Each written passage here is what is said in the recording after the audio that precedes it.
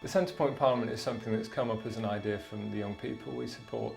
It's designed to really make sure they have a say both in the services that Centrepoint provides for them and their peers, but it's also very much to give them a say in public policy and actually in going out and talking to members of Parliament, talking to local authorities about what it is that homeless young people want to see from their elected officials and from their local councils.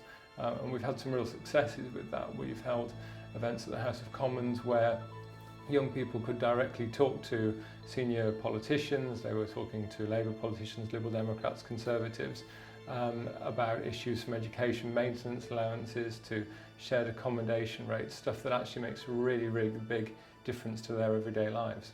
I gave a speech in the House of Parliament about EMA at our launch, and as a result of that we met with Simon Hughes a month later.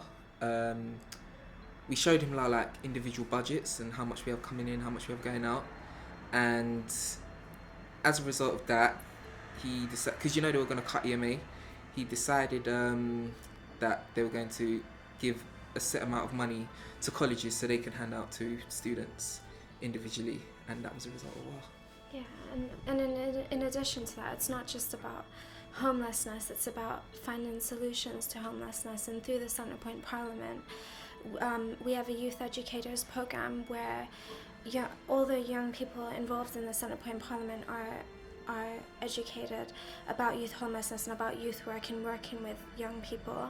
And through this training, we can go out to schools and inform young people about youth homelessness, whether they have been homeless or if they are homeless, and how to prevent that situation. So it's like a cycle where if you are homeless or if you've been homeless, it's about finding solutions to that problem. Through the Parliament and through me being involved in the policies and the campaigns, I've decided of possibly getting into politics and becoming a Parliament member because it's something that I've enjoyed.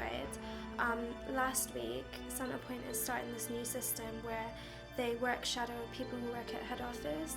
So last week I work shadowed one of the directors, and it was through this where I was able to go out with her for 3 days and follow her everywhere and be involved in all the meetings. And I met 2 politicians, and one of the politicians I met, Annette Brooks, who's the politician responsible for housing in Devon. After the meeting and everything, I mentioned to her that I'd love to get into politics and if I could be involved in maybe working with her for a day and work shadowing her. And she said that I could work shadow her in autumn. So that's really exciting. The more I did with the Parliament, the more that I felt like I wanted to put more into it. It's hard enough anyway. As a young person, you don't really feel like you've got much of a voice. But if you're homeless, you feel like there's even more barriers between you and everyone else. So I think it's important that you get over that and you realise that actually what's happened to you doesn't make you any different.